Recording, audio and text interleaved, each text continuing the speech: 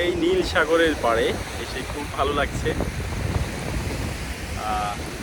বিচটার নাম হচ্ছে long beach, যেটা হচ্ছে যে পারহেন্টান আইল্যান্ডের টু আইল্যান্ডসের মধ্যে স্মল আইল্যান্ড অবস্থিত। আর টোটাল পারহেন্টান আইল্যান্ডের মধ্যে এটা হচ্ছে লংগেস্ট বিচ। সো এখানকার পানি অসম্ভব লেভেলের পরিষ্কার, একেবারেই পরিষ্কার।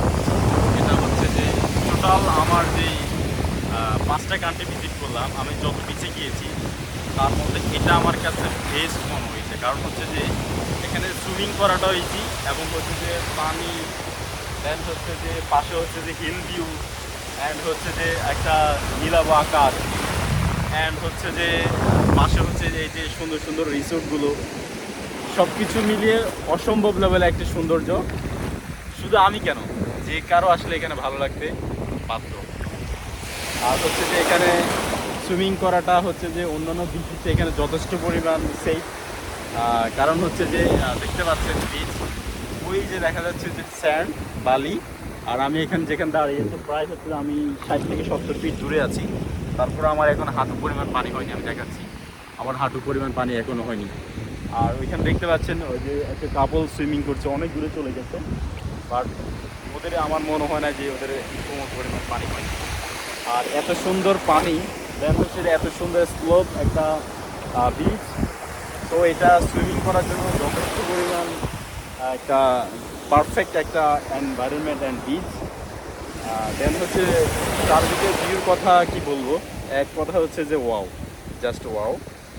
আপনারা মালয়েশিয়া ভিজিট যারা করেন, আমি মনে করি যে আপনাদের যদি ট্রাভেলিং যদি আপনার উদ্দেশ্য হয়, তাহলে নাম্বার 1 লিস্টে আমি মনে করি যে পারহেন্তিয়ান আইল্যান্ড থাকা উচিত। কারণ হচ্ছে এত সুন্দর ওয়েদার, এনভায়রনমেন্ট মালয়েশিয়াতে আমি এখানে এসে পেয়েছি। আমার যতটুকু জানি আমি, এই পারহেন্তিয়ান আইল্যান্ড শুধু ওভারসিজ ফরেন ট্রাভেলার কেন, ওদের যে মালয়েশিয়ান যারা আছে ওরাও খুব কম জানে এই এই এই পারহেন্তিয়ান একটা আইল্যান্ড যে আছে এখানে, যে এত সুন্দর একটা টুরিস্ট স্পট, এটা তারাও কম জানে। সো আমি অনেক রিভিউইং করলাম, দেখলাম যে একেবারে পাইনি, এক কথা আমি কোনো ব্লগারকে পাইনি যে এটা হচ্ছে যে পারহেন্তিয়ান আইল্যান্ড নিয়ে কভার করেছে। বাট সো আমি ভাবলাম যে এই অপরচুনিটি কেন মিস করব, যে আপনাদেরকে আমি একটা নতুন একটা জায়গার সাথে পরিচয় করে দিব, অ্যান্ড আমি নিজেও পরিচিত হব। সো আই থিঙ্ক মেইনলি আমার এখানে আসা হচ্ছে যে হেল্প করা, যারা ট্রাভেলার, যারা আসলে হচ্ছে এক্সপ্লোর করতে চায় ওয়ার্ল্ড অ্যান্ড মালয়েশিয়া পছন্দ করে, এক্সপ্লোর করতে চায়, তাদেরকে এই নতুন প্লেসটা সম্পর্কে, নতুন এই যে আইল্যান্ড সাথে পরিচয় করে দেওয়ার জন্য আমি এখানে এসেছি। আমার জার্নিটা অনেক কষ্টের ছিল।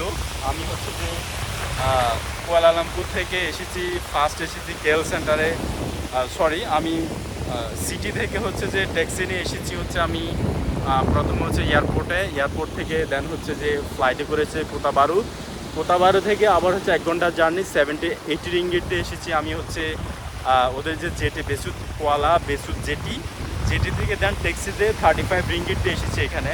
আমি সাথে সাথে রিটার্ন যে বেসুত জেটি থেকে যে বোট ওয়াটার ট্যাক্সি যেটা রিটার্ন টিকিট সেটা কেটে নিয়েছি।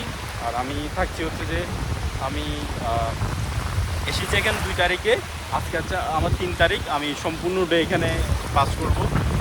সকালবেলা আমি একটা অ্যাক্টিভিটি ট্যুর প্যাকেজ নিয়েছিলাম, যেটাতে আমাকে 5টা সাইট ভিজিট করিয়েছিল। তো সুইমিং ছিল, স্নরকেলিং ছিল, দেন হচ্ছে অনেক কিছু দেখেছি। এরপর হচ্ছে আমি এখানে আসলাম, এটার নাম হচ্ছে লং বিচ। এই লং বিচে আজকের যে বিকালটা কাটাতে চাচ্ছি। এরপর হচ্ছে যে আমি এই লং বিচের পাশে হচ্ছে কেউ একটা 3 সিটের হোটেল দেখতে পাচ্ছি। পাশ দিয়ে হচ্ছে যে ওই পাশে হচ্ছে কোরাল বে, এই বিচের ওই পাশে হচ্ছে যে পাহাড়ের ওই সাইডে হচ্ছে কোরাল বে, ওইখানে চলে যাব। সো সব কিছু মিলিয়ে এখানে ওয়ান্ডারফুল লাগছে। এবং হচ্ছে যে আমি কালকে আবার চলে যাচ্ছি হচ্ছে যে কুয়ালালামপুরে চলে যাব। তো সেজন্য আমার যেহেতু রিটার্ন বোট টিকিট পারচেস করা আছে, ওদের টাইমিংটা হচ্ছে সকাল 8টায়, দেন হচ্ছে যে 12টায়, অ্যান্ড হচ্ছে 4টায়।